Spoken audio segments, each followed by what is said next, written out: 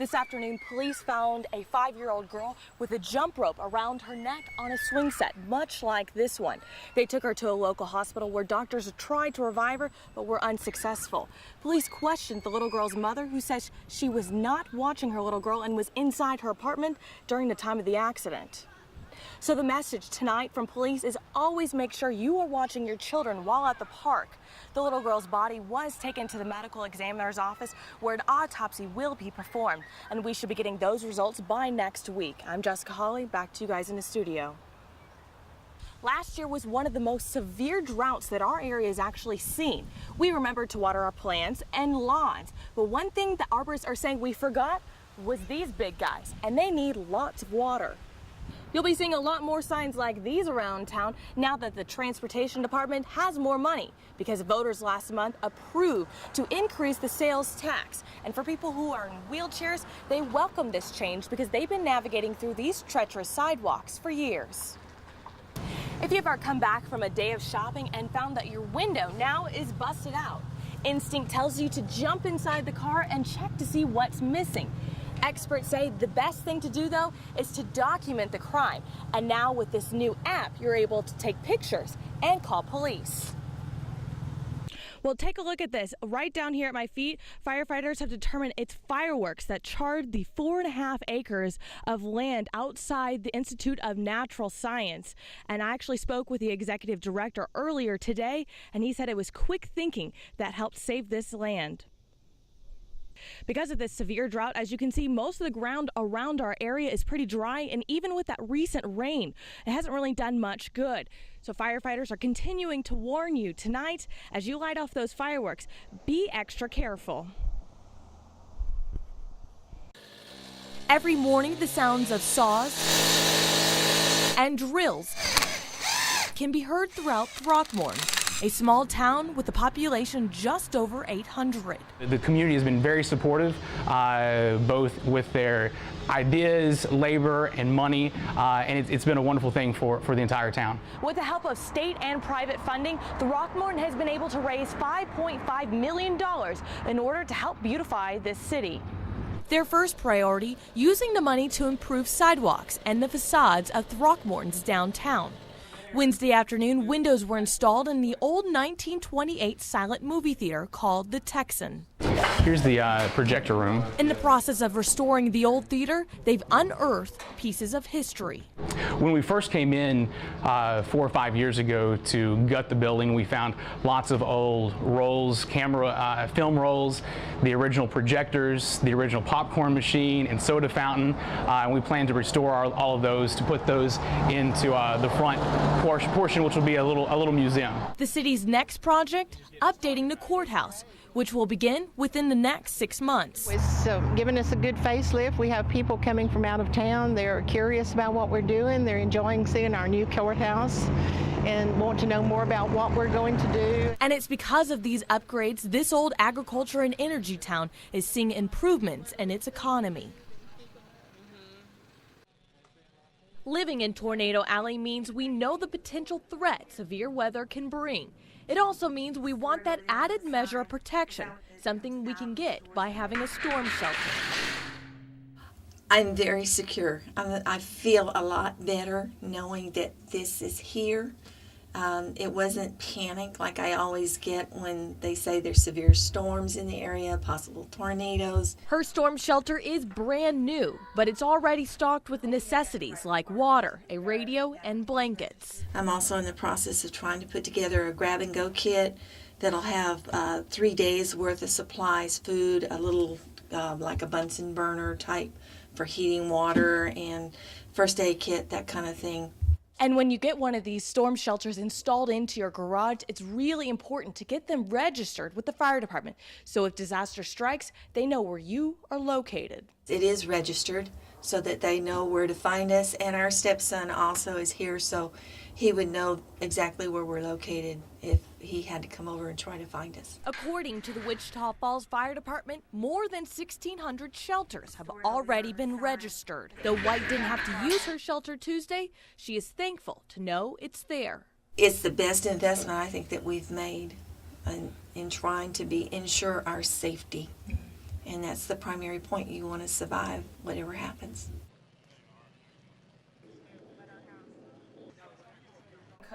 Meet 10-year-old Riley Jordan. Well, this one I hit on the car door, and I really didn't even hit it that hard, and then a big knot. I didn't even know it was there. Bruises that size needed to be checked out by a doctor. It didn't really hurt as bad as they looked, so I just thought it was kind of weird because they didn't hurt.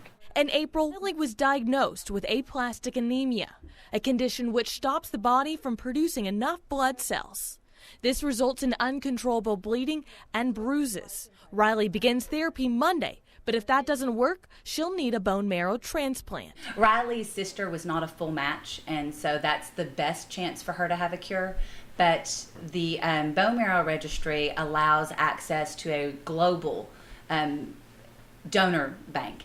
And the Tucker family is on the same mission after learning their father, Mike, was diagnosed and now hospitalized with a rare form of leukemia. His family says to be tested is simple and fast. There's such a big misconception about all of this. It's so easy. You go in, you fill out a form, which that's probably that takes the longest, and then you swab your upper cheeks and your lower cheeks, and that's it. Both families know that a swab of the cheek could potentially save their own loved one or someone else out there. That's what's great about the registry, because you may match somebody when they put you in tomorrow, and then again it may be 3 years down the line. Jessica Holley, KFDX 3 News. Okay. In 1980, it was TABS. Then for the last few years, it's been TAX. Now, it's STAR, a standardized test given to students across the state of Texas.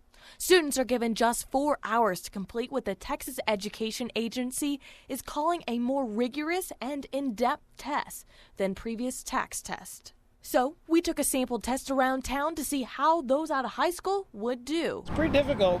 There are questions that I haven't used and thought about, and well, if ever.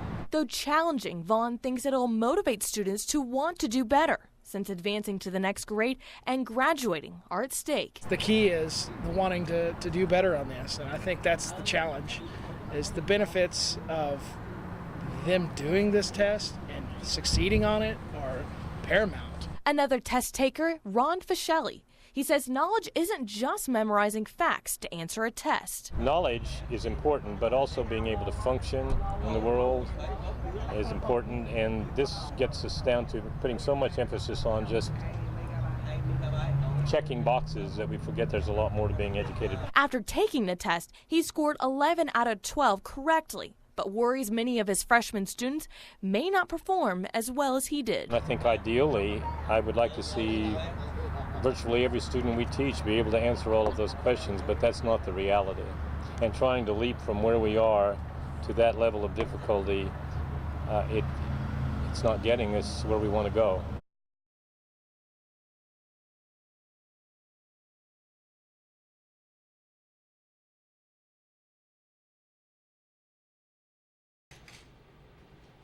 Tear-soaked tissues filled the library of Braley's High School. The school was reopened so students could meet with counselors as they grieved the loss of their friend and classmate. High school principal Mike Thompson says it's a situation no one could prepare for. It's not a part of the job that anybody should have to deal with, but there's the family, there's the school family of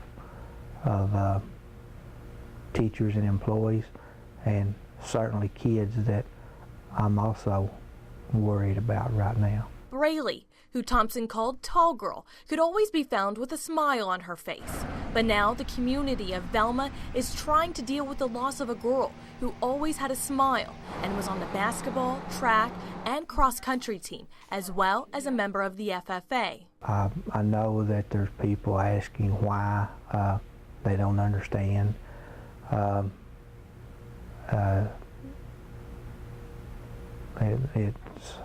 Maybe it's not for us to understand. People in town say they never expected things like this to happen there. This is Velma. This is a place where kids walk up and down the hall. they feel safe. You can't imagine something like this happening in a community like Belma. It's a small, close-knit, rural farming, ranching, oilfield service community where we just don't see a lot of crime. Stevens County Sheriff Wayne McKinney says they are now using surveillance video from businesses near the convenience store to solve this murder.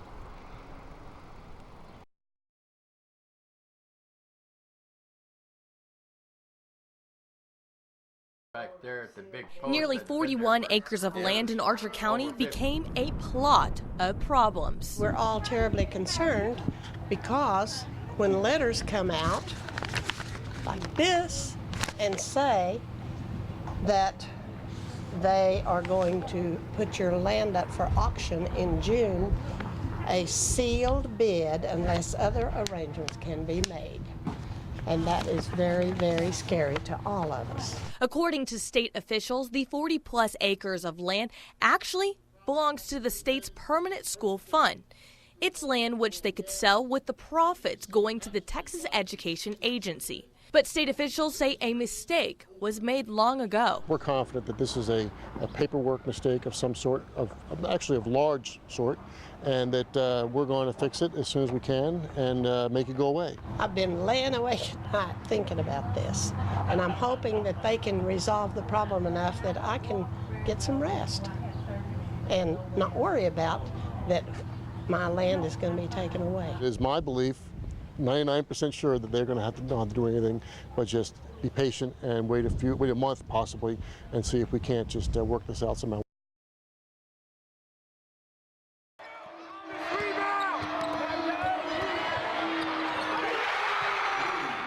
They were crowned Lone Star Conference champions last weekend, defeating Tarleton State 57-51. Number one, see you back in Wichita. And now MSU plays host to the South Central Regional Tournament.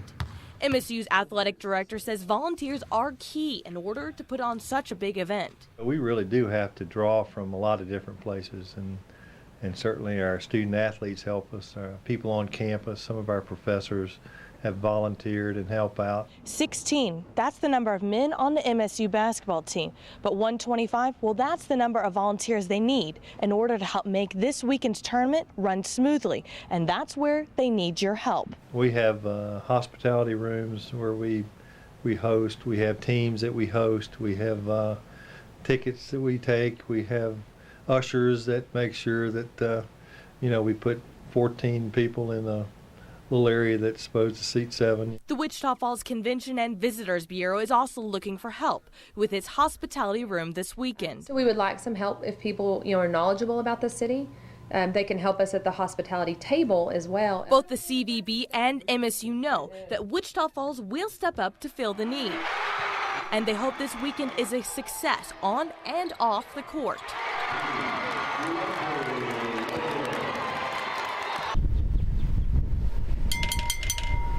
Campers were packed and loaded and ready for a weekend of Memorial Day fun at Lake Arrowhead.